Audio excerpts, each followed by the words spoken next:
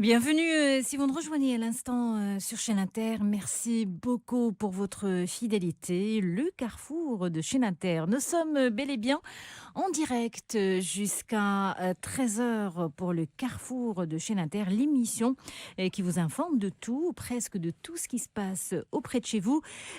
Et dans le monde, on parle aujourd'hui de l'opération vaccination décidée par Sa Majesté le roi Mohamed VI, que Dieu le protège, et qui, rappelez-vous, a donné ses hautes instructions pour l'organisation d'une opération massive de vaccination contre la Covid-19. Selon le ministre de la Santé, Khalid Aït-Taleb, les préparatifs vont bon train et les choses se précisent. On en parle avec vous, docteur Mounir Miko, vous qui êtes spécialiste en anesthésie réanimation. Docteur, bonjour et merci Bon- d'accepter notre invitation. Bonjour, je vous remercie de m'inviter à chaque fois pour éclairer ce sujet qui est tellement important de nos jours. Mon bonjour à toute l'équipe aussi. Alors, vous êtes en première ligne de cette pandémie, c'est devenu votre quotidien. Je salue à travers vous le courage et le dévouement de tout le corps soignant qui, depuis le début de cette pandémie, font preuve de beaucoup de solidarité. Merci infiniment. Alors, je le disais, l'annonce de l'opération vaccination a été accueillie avec beaucoup de joie. Sa Majesté qui a privilégié la santé des Marocains au détriment de l'économie. Rappelez-vous, docteur Mounir Miko, nous étions les premiers ou parmi les premiers pays à avoir confiné sa population pour éviter le pire. Le Maroc a été cité en exemple. C'est ce qui explique ou c'est ce qui nous a évité le sort que connaissent les pays d'Europe ou d'Amérique, docteur Mounir Miko. Oui, effectivement, le pays, sur le plan réaction de Sa Majesté, initialement, pour essayer d'endiguer ou diminuer les répercussions du virus sur notre pays, sur notre système de santé, les décisions qui ont été prises à ce moment-là étaient judicieuses et parfaites. Ça nous a permis, pendant presque 3 mois ou 4 mois, de diminuer les répercussions et de limiter l'infiltration du virus dans tout le territoire marocain, mais ça ne pouvait pas ça pouvait pas durer ce confinement sur le long terme dans tout le territoire. Il y avait des prérogatives d'une importance primordiale aussi sur le plan économique. Il fallait déconfiner obligatoirement. Maintenant, ce qui a suivi, malheureusement, malgré toutes les campagnes qu'on a faites, que ce soit officielles ou associatives ou comme vous, sur le plan communication, ça n'a pas vraiment marché. Et on a vu que la courbe par la suite était ascendante et que le nombre de personnes qui sont infectées, qui soient réels ou officiels, à travers les chiffres que le ministère de la Santé n'arrête pas de donner d'une façon quotidienne. C'est des chiffres qui ont tendance à augmenter, à faire augmenter le nombre de cas et le nombre malheureusement de personnes qui sont sévèrement atteintes, le nombre de personnes hospitalisées en réanimation et aussi le nombre de personnes qui décèdent du Covid. Donc, Alors, une effectivement, situation... la réaction primaire. Oui, allez-y, docteur Mounir Miko. Donc, initialement, la réaction du gouvernement à travers ce qu'a dit Sa Majesté était adaptée, mais par la suite, malheureusement, les choses ont déraillé. Donc, on a besoin d'une solution et la solution est là, elle est en train de s'installer progressivement. Et c'est obligatoire qu'on ait tous ensemble, comme on a réussi initialement à travers le confinement, on doit réussir cette étape qui est en train de s'installer actuellement, Alors, qui est l'étape de la préparation de la vaccination et de la vaccination par la suite. alors, une situation inédite, sans référence, sans précédent. Ceci a visiblement compliqué la tâche pour vous, spécialistes, et pour le comité scientifique. Beaucoup de contradictions, beaucoup de désaccords. Le médecin qui sait tout n'est plus d'actualité. Bref, on n'a pas su rassurer, docteur Mounir Miko. Les politiques non plus. Le phénomène est mondial, c'est normal quand on est face à l'imprévu, quand on est face à l'incertitude. Certes, beaucoup de mesures ont été prises, important de le souligner, sauf que l'adhésion des populations n'était pas à la hauteur. On a constaté, vous le disiez à l'instant, une baisse de vigilance, un relâchement dans le respect des mesures barrières. Et entre ceux et celles qui réfutent l'existence de ce virus dévastateur, est-ce qu'il n'est pas temps maintenant de rassurer pour gagner la confiance des Marocains, car on a besoin de l'adhésion de tous, de croire à cette opération, sinon on n'obtiendra pas l'objectif escompté, docteur Moniel Miko. Oui, alors effectivement, vous avez noté beaucoup de points qui sont importants à souligner, à détailler d'une façon un peu plus explicite. On va parler initialement d'une chose qui est importante, c'est d'abord le message qui est transmis. Il y a eu plusieurs fautes sur le plan stratégie d'action gouvernementale. Vous vous rappelez auparavant de ce qui s'est passé dans le fait de fermer certaines villes d'une façon très... on annonçait des choses à minuit, on annonçait des choses très tôt le matin, etc. Donc il y a eu des cassures de confiance et de réactivité par rapport à ce qui se passait au niveau officiel. Donc le citoyen avait envie de garder cette communication qui était plus ou moins acceptée initialement pendant le confinement. Et donc, par la suite, ces cassures-là de communication ont fait à ce qu'on n'entend plus de la même manière le message qui arrivait du gouvernement et des ministères qui sont concernés. Ça, d'une part. Deuxièmement, il y a, sur le plan même international, vous l'avez dit aussi de la même manière, il y a une campagne anti-vaccination et une campagne qui anarchique, entre guillemets, qui fait douter de la présence du virus, qui fait douter de la présence de l'importance de ce virus qui est en train de ravager, de causer des choses. Et puis par la suite, comme on a dit, c'est parce qu'il y avait un confinement auparavant, ce qui fait les répercussions chez nous au Maroc n'étaient pas vraiment très palpables, à part sur le plan économique. Là maintenant que les choses et que le déconfinement s'est installé, on a commencé à sentir ce que c'est que la pagaille que cause le virus sur le système de santé. On a compris que maintenant, on cherche des lits de réanimation dans certains hôpitaux, on ne les trouve pas. On cherche une place dans des services de médecine ou de chirurgie, on dit qu'ils sont occupés par des patients de Covid, alors que donc ils devraient être prioritaires par rapport à d'autres chirurgies, par exemple de cancérologie ou d'autres maladies qui sont importantes. Et là, on a commencé à sentir, effectivement, la population commence à sentir, pour celle qui est touchée, bien évidemment, l'importance de ce virus et de ce qu'il est en train de causer chez les citoyens et chez la population en général.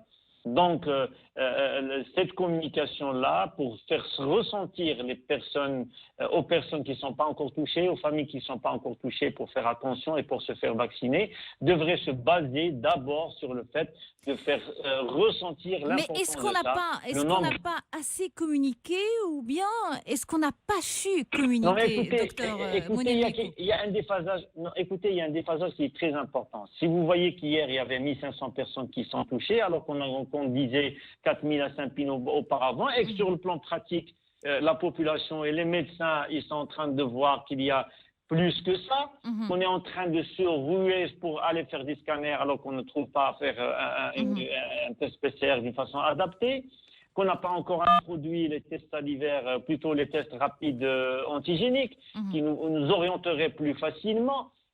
C'est des messages qu'on n'arrive pas à comprendre et le citoyen lambda qui est en train d'écouter, qui est en train de maintenant de circuler, il va pas avoir le bon message. Donc quand on va parler à ce moment-là de la vaccination, il va faire très attention, il va pas écouter de la même manière. Je réinsiste sur l'histoire de la vaccination H1N1, on en a parlé l'autre jour, quand le citoyen ne ressent pas l'importance de la chose, il ne va pas le faire. Alors, je ne sais pas, H1N1, je ne sais pas, docteur Miko, si les Marocains sont fans de vaccination. Tout simplement, il faut avoir des statistiques pour ça. Il y a 15 jours, il y a eu une étude qui a montré que 40% des personnes interviewées concernant la vaccination disaient qu'ils ne vont pas se faire vacciner et qu'ils ne font Mhm, pas confiance au vaccin. mhm, Maintenant, encore une fois, ils ne ressentent pas ça d'une façon adaptée parce que la majeure partie des personnes qui sont là, on leur impose entre guillemets la vaccination au tout début. Parce que mhm, si on ne le vaccine pas pour la BCG à la naissance, mhm, l'enfant ne va pas être inscrit dans le mhm. livret familial. Et donc, c'est toujours une question d'être imposé. Ce n'est pas une culture, mais on l'impose. À partir du moment où il n'y a pas une adhésion avec quelque chose où la personne ou le Alors, citoyen faut-il rendre le n'adhère pas vaccin d'une façon obligatoire? spontanée, non, à mon avis, ça Mhm, aussi non, parce que le vaccin et la vaccination doivent être quelque chose de spontané. mhm. On doit être convaincu de le Culturel, on faire va dire. et ça doit être culturel. C'est Mhm, quelque chose qui doit être culturel. mhm, Il y a un truc qui est très important.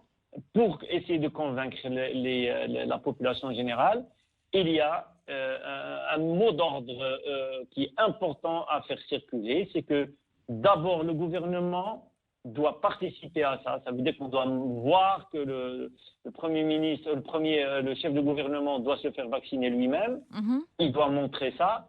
Notre ministre de la Santé doit se faire vacciner lui aussi. mhm, Et le personnel médical doit se faire vacciner aussi. Il doit le montrer.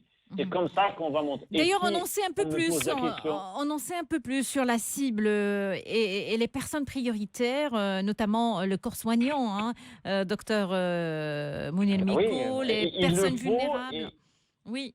Il le faut, et pour rassurer les gens, je vais reparler de l'histoire de H1N1 qui est Mhm, très importante, où il y avait à ce moment-là, de la même manière, une grande polémique concernant la vaccination. Et les gens, si vous vous rappelez, il y avait à ce moment-là le pèlerinage à la Mecque, et il y avait un grand point d'interrogation parce que la catégorie de personnes qui partent à la Mecque étaient tous des personnes qui étaient mhm, âgées, qui étaient malades, qui avaient beaucoup de tard, et c'était eux qui, à ce moment-là, au tout début de l'épidémie de H1N1 en 2009, où il y avait une grande part de mhm, mortalité. Et donc, c'était prioritaire quand il y a eu le vaccin de faire vacciner les pèlerins à la Mecque. mhm, Et donc, mhm, moi-même, j'étais à ce moment-là à la Mecque et j'étais en mission de mhm, santé orientée dans ce sens-là pour faire veiller à ce que les pèlerins soient en bonne santé, qu'ils soient pris en charge d'une façon convenablement s'il y a des complications, etc. mhm, En ramenant le vaccin au Maroc, le premier lot était destiné à nos pèlerins à la Mecque. Et mhm, à ce moment-là, il y a eu un grand point d'interrogation. Personne n'avait testé auparavant. De la mhm, même manière, on disait que c'est une nouvelle souche, il y avait un doute, etc. Et les pèlerins avaient douté de l'efficacité mhm, de ce vaccin et de la nécessité de le faire. Il mhm, fallait les convaincre comment il fallait le faire. Je me suis vacciné, moi, le premier. mhm, J'ai donné ma main et mhm, on a pris le vaccin. Donc, il faut donner l'exemple. Et c'est ça le plus important. De mhm, la même manière, pour cette fois-ci, je le ferai et je le ferai de la même manière. Et tous les médecins sont disponibles, ils vont se faire vacciner. mhm, Et j'appelle le gouvernement à faire la même chose. Il faut donner mhm, l'exemple. Il faut que le chef de gouvernement, il faut que tout le mhm. gouvernement donne son bras pour se faire vacciner et donner Et le pour bon gagner la exemple confiance et l'adhésion pour gagner la confiance, tout de la simplement. population, Exactement. c'est très important. Exactement. Donc, on en sait un peu plus, je le disais, on en sait un peu plus sur l'opération vaccination, sur les personnes prioritaires, vous le disiez à l'instant, docteur Mounir Miko. Pas de date officielle pour le moment, on n'a pas, on dit dans les semaines à venir, la date exacte n'a pas encore été annoncée. On s'interroge également sur l'immunogénicité, je vais y arriver, du vaccin, sachant que les essais du vaccin chinois ont été menés auprès de 600 volontaires marocains et le communiqué assure que selon ces résultats cliniques déjà achevés, où toujours en cours la sécurité, l'efficacité et l'immunogénicité du vaccin ont été prouvées. Vous confirmez ceci, docteur Je le Mounir Miko? confirme. Oui, je le confirme. D'ailleurs, il faut voir. J'ai l'article entre les mains, l'article Mhm, qui est publié et qui montre l'efficacité du vaccin sur le plan réel. C'est pas sur le plan purement communication, tout mhm, simplement. C'est mhm, un article qui est scientifiquement valable, qui est fait d'une manière correcte, en double aveugle, etc. Et donc, ça a été fait. Selon les normes scientifiques mhm, qu'on reconnaît, nous les scientifiques, nous les médecins, nous les personnes qui s'intéressent de ce sujet, mhm. ça a été fait d'une façon adaptée. Le virus, plutôt le vaccin est efficace. Donc le Il a vaccin été testé initialement. est parfaitement toléré, il n'y a pas eu d'effet indésirable Pas d'effet grave aux indésirable conséquences notable particulières. déclaré. Exactement, pas d'effet indésirable notable grave qui Mhm, pourrait arrêter l'utilisation de ce vaccin et la non-administration pour la prévention de l'infection à la Covid. Non, et le vaccin a été fait d'une façon convenable avec une méthode, comme j'avais dit auparavant, mhm, qui est connue. Ça veut dire qu'on a inactivé le virus, mhm, on a pris la souche, on l'a cultivé, ça veut dire qu'on a des milliards et des milliards en nombre de virus infectants, puis on donne un produit à ce virus qui l'inactive, et c'est une technique qui est mhm, connue, c'est une technique qu'on ne mhm, découvre pas actuellement, c'est une technique qui est connue, qui a montré mhm. son efficacité sur plusieurs infections auparavant, plusieurs virus. Donc le vaccin est parfaitement toléré. Là, on parle du vaccin chinois. Donc pas d'effet indésirable, grave ou conséquences particulières. Seulement quelques petits effets, comme on en voit pour n'importe quel vaccin. Exactement. Mais est-ce que c'est Maintenant, suffisant pour rassurer, docteur voilà. Monel Miko? Alors maintenant, on n'est pas là pour vendre un vaccin, on est là Mhm, pour être médecin et traiter des gens. Donc, mhm, les Chinois nous donnent rien aux Marocains, nous donnent mhm, rien aux médecins marocains, rien du tout. Maintenant, c'est une question de santé publique. Et quand on parle d'une question de santé publique, il faut vraiment peser les mots qu'on est en train de dire pour essayer de rassurer les gens. mhm, Maintenant, le vaccin a été testé sur des milliers de personnes et qui ont donné un résultat qui est probant. Ça veut dire qu'il n'y a pas eu un cas de mort mhm, ou de complications graves suite à l'utilisation du vaccin en phase 2 et en phase 3. Ce qui se passera actuellement, c'est comme d'ailleurs ça a commencé en Chine, on va étaler l'utilisation sur des millions de personnes. mhm, Et là, on va voir peut-être un jour ou un autre, et on ne le sait pas, peut-être s'il y aura des effets indésirables autres. mhm. C'est pour ça que quand on étale l'échantillon où il y aura la vaccination, Donc il faut le du risque recul, hein. augmente d'apparaître quelques effets indésirables. Et Mhm, c'est important d'avoir ce qu'on appelle un système de pharmacovigilance. mhm, C'est quoi un système de pharmacovigilance? C'est lorsqu'on introduit un médicament nouveau, un vaccin nouveau, mhm, un médicament anti, par exemple, un cancer ou contre une maladie X, mhm, et il faudrait avoir un système de pharmacovigilance qui va découvrir est-ce qu'il y a des effets indésirables lorsqu'on donne à toute la population, mhm, avec un échantillon qui est beaucoup plus grand, et l'apparition de certains effets indésirables. mhm, Alors, pour le moment, sur les études qu'il y a eu, il n'y a pas eu d'effets indésirables graves.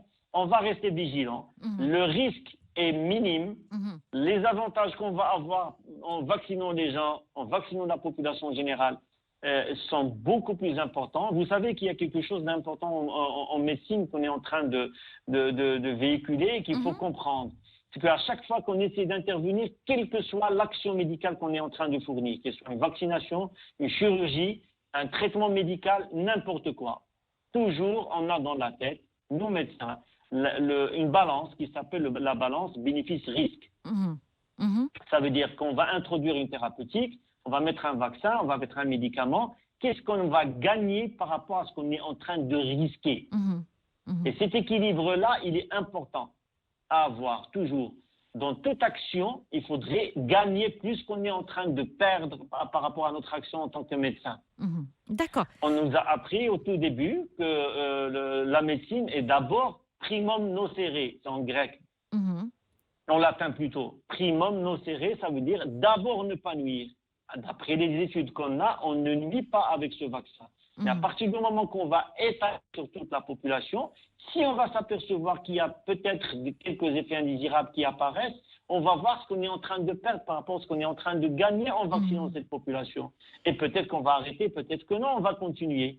Mais a priori, maintenant, ce qu'on est en train de gagner, vu que ce qui se passe actuellement avec le Covid dans nos hôpitaux, dans la population générale, dans cette mortalité qui n'est pas claire, qu'on estime qui est beaucoup plus importante que la réalité, que les chiffres, qui est beaucoup plus importante aussi de personnes qui sont infectées. On va voir la casse aussi qu'on va avoir avec les maladies chroniques qui vont s'installer, surtout en matière de fibrose pulmonaire et d'insuffisance respiratoire chronique chez les personnes qui sont infectées.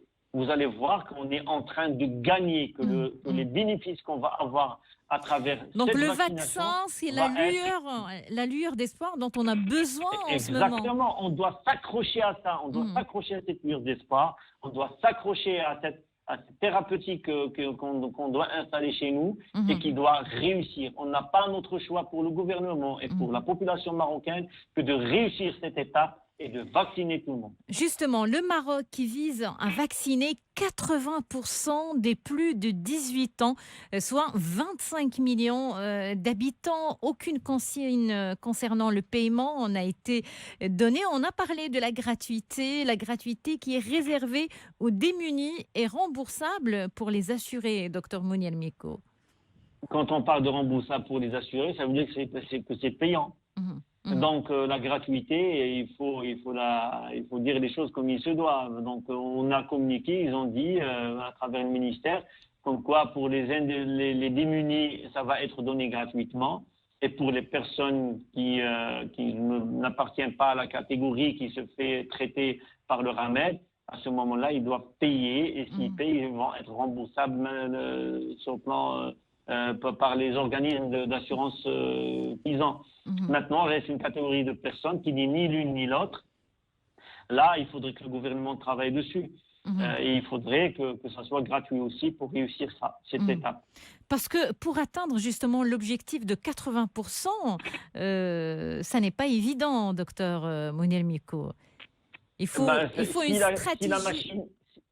Exactement. Si la machine est mise et qu'il n'y a pas de faille au tout début, je pense que tout va marcher et c'est pour ça que je pense que le gouvernement maintenant est en train de tarder à faire sortir le vaccin et la stratégie. Je pense qu'il faut que les choses soient parfaitement maîtrisées, que ce soit sur le plan stratégie d'action et d'approvisionnement, etc., soit que ce soit à travers la communication. Il faut qu'il la joue d'une façon très convenable, d'une façon adaptée pour qu'on n'ait pas de faille et que pour que la vaccination cette campagne soit réussie. Parce qu'il s'agit en fait d'une opération de grande envergure. Alors, une fois vacciné, il faut attendre quelques semaines pour être totalement protégé contre le virus. Effectivement, c'est ce qui apparaît apparemment maintenant et on a besoin de temps pour confirmer ça. On a besoin aussi de chiffres d'une façon officielle pour s'assurer du nombre de personnes qui sont infectées et qui sont vaccinées et que je pense vont être vraiment très minimes. Et c'est ça qui va nous confirmer l'efficacité d'une façon définitive à grande échelle après que la phase 3 soit terminée. Donc on est dans l'attente de s'assurer de ça. Alors, parmi les questions qui reviennent, qui émanent des auditeurs, la durée de l'immunité de ce vaccin, est-ce qu'on a une idée ? Écoutez, c'est des choses qu'on va découvrir ensemble. Si on a besoin d'avoir une durée, et pour s'assurer de la durée de l'efficacité du vaccin, on a besoin d'un recul et d'un peu de temps. Je vous rappelle que certains vaccins auparavant, vous vous rappelez du vaccin de la varicelle, à un certain moment, il y a eu un essoufflement et il y a eu des réinfections par la varicelle à un âge d'adolescence un peu tardive, aux environs de 16-18 ans. Cela C'est dit, parce ne nous que disposons pas de données on ne actuelles, peut hein. pas les avoir maintenant. Mhm, On ne peut pas les avoir maintenant parce qu'il faut du temps pour le faire. mhm, Il faut du temps pour avoir une idée sur l'efficacité à long terme. mhm, Et est-ce qu'il faudrait un rappel par la suite? Peut-être qu'il faudrait un rappel dans 2 ans, ou 3 ans, ou 4 ans, ou 5 ans, on ne sait pas. mhm. Mais ça va apparaître avec, on va se dire peut-être, après 2 ans, on a Avec le vu que le recul, nombre de on va personnes dire. infectées, exactement, d'ici 2 ans peut-être, on a vu que le nombre de personnes qui sont infectées par le Covid, alors qu'ils étaient vaccinés, va commencer à augmenter. À ce moment, il faut se dire qu'avant Mhm, la fin de la deuxième année, mhm, il faudrait se refaire vacciner. mhm. D'accord. Et Alors, donc, c'est des stratégies qui mhm. vont être développées dépendant Au fur et d'abord à du mesure. vaccin, Mhm, dépendant de l'immunité qu'on va avoir tous ensemble, et on va découvrir tous ensemble ça. mhm. D'accord. Alors, une fois vacciné, il faut attendre, je le disais, quelques semaines pour être totalement protégé contre le virus. 2 injections à 3 semaines d'intervalle. Et c'est la seconde dose, apparemment, qui est la plus importante. C'est celle qui va faire grimper de façon significative les anticorps, docteur Mounir Miko. Effectivement, c'est pour ça qu'on n'arrête pas de le dire, qu'il ne suffit pas de se vacciner une seule fois, mais Mhm, les 2 fois. D'ailleurs, c'est important de le dire et de le souligner, puisqu'il y a eu des cas de réinfection mhm, après la première infection que certaines personnes ont eue. Et donc, des cas de réinfection étaient là, des cas de réinfection graves, certes, même s'ils sont minimes, mais il y en a eu, et il y a eu même un cas de réinfection et qui était mortel, et où il y a eu un mhm. décès, c'est dans l'Europe du Nord. Et donc, il ne faut pas se dire une seule vaccination, ça y est, c'est bon, je suis protégé, mais il faut se faire un rappel qui, après 3 semaines, c'est primordial. Mhm. J'aimerais que l'on parle de la conservation de ce vaccin, docteur Mounir Miko. Alors, le grand avantage de la conservation de ce vaccin, c'est que c'est un vaccin avec une technique habituelle et qui a besoin de moins de 5 degrés. Si on reste entre 0 et 5 degrés, il est protégé, parfaitement conservé, et on pourrait se faire vacciner avec sans aucune contrainte. Donc, on a besoin pas de grand-chose par rapport à nos moyens qui existent au Maroc. On a les véhicules qui sont concernés, les frigos qui sont concernés, partout dans tous les territoires marocains, dans les centres de santé, dans les hôpitaux. Et donc, on a la capacité de transporter et de conserver le vaccin d'une façon habituelle, différemment de certains vaccins qui sont Mhm, maintenant en vogue aux États-Unis, etc. On a besoin d'une température de moins 80 degrés pour garder le vaccin efficace. Et ceci veut dire qu'il faudrait une logistique adaptée pour ça, chose qui n'est pas pour le vaccin chinois qu'on est en train de promouvoir au Maroc et d'utiliser, qu'on va commencer à utiliser prochainement. Alors, côté traitement, les choses avancent également. Il y a des chercheurs de l'Institut des sciences biomédicales de la Georgia State University qui ont découvert l'antiviral MK 4482. Alors, je ne suis pas très forte. Alors, Oui. c'est un antiviral qui peut supprimer complètement la transmission du virus dans les 24 heures. Et il s'agit de la première démonstration d'un médicament disponible par voie orale. Votre sentiment là-dessus Je dirais aussi de la même manière, c'est une lueur d'espoir, mais il faudrait attendre ça et voir l'efficacité, voir l'utilisation, voir les tests aussi de la même manière. Il faut faire très attention. Rappelez-vous l'histoire du remdesivir. Mhm, Ce qui s'est passé. Il y a eu un laboratoire américain qui a parlé, qui a dit mhm, voilà, on a trouvé le remède qui diminue la mortalité, qui diminue l'hospitalisation en réanimation et le risque de maladies et de complications graves. Ça a été prouvé par différentes études par la suite qu'il ne faut pas l'utiliser et que ça donne des complications importantes par rapport à un risque par rapport à un bénéfice qui est très minime. Donc on a retiré de l'utilisation. Donc c'est une lueur mhm, d'espoir. Attendons l'efficacité, attendons l'utilisation, attendons des études qui seraient un peu plus importantes qu'un communiqué comme ça. Voilà. Alors, avant de clore cette interview, docteur Mounir Miko, j'aimerais que l'on s'arrête sur la situation épidémiologique dans notre pays. 2919 nouveaux cas d'infection au Covid-19 ont été enregistrés hier, 61 décès. La région Casablanca-Stade qui connaît le plus de contamination avec 799 cas, suivi de Rabat Salé Kinitra 629, Marrakech Safi 337, Laayoune Sarria El Hamra 198, Dakhla Oued Dahab 21 cas, Tanger 239 et l'Oriental 161. Est-ce qu'il y a un frémissement? Est-ce qu'il y a une amélioration, docteur Mounir Miko? Non. Tout simplement, non. C'est des statistiques qui sont officielles, sont biaisées. Je dirais qu'il faudrait voir dans certaines régions la mortalité par rapport aux nouveaux cas. Vous allez voir que la mortalité reste à 10 ou 11% par rapport à une mortalité nationale qui ne dépasse pas les 1,6%, 1,8%. Donc, ça veut dire qu'on n'a pas les vrais chiffres de personnes qui sont infectées. Et donc, c'est quand on constate un frémissement dans certaines régions, comme l'Oriental par exemple, ou Tanger, qui au début de la pandémie connaissait un grand nombre de contaminations, et un rebond dans d'autres régions. Ça va être comme ça. On fait des choses où on sert. Sur le plan local, il y a des actions qui sont menées, on sert, on met des barricades, on ne laisse pas les gens bouger, on impose des choses. Ça s'améliore un tout petit peu. Et puis si on dessert et on déconfine les mesures, on diminue des mesures qui sont imposées, à ce moment-là, il y aura une remontée de nombre de cas.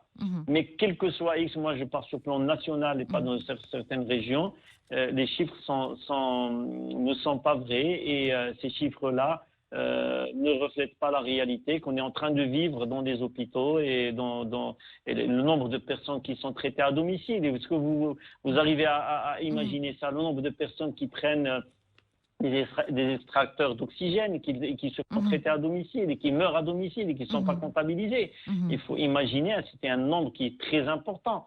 Donc, on n'est pas en train de véhiculer les bons chiffres et il ne faut pas rassurer les gens. Au contraire, parce que ça va donner une impression de sécurité qui n'est pas vraie. Et donc, pour réussir cette étape de vaccination, et de prise en charge de façon correcte pour casser cette courbe qui est là et cette anarchie qu'il y a dans les hôpitaux, il faudrait communiquer les vrais chiffres, avoir le bon moyen, isoler les bonnes personnes qui sont infectées et à ce moment-là réussir à faire adhérer la population à la vaccination. Donc la seule réponse à ce virus, c'est la vaccination, docteur Mounir. Pour le moment, oui. C'est la seule, parce qu'on n'a pas réussi la campagne de prévention. Alors, quel est votre message aux auditeurs qui sont à l'écoute par rapport à cette opération de vaccination? La vaccination va venir. Je serai le premier à me faire vacciner. Je le ferai sur ma page Facebook, je le ferai sur ma page Instagram, sur la page surtout. Je serai le premier quand j'aurai le vaccin à me faire vacciner. Faites-vous vacciner, ayez confiance en ce système-là, qui est le système de vaccination. C'est notre seul moyen de nous protéger contre le virus, puisqu'on n'a pas gagné sur le plan prévention primaire. Voilà. Merci beaucoup, docteur Mounir Miko. Merci pour toutes ces précisions.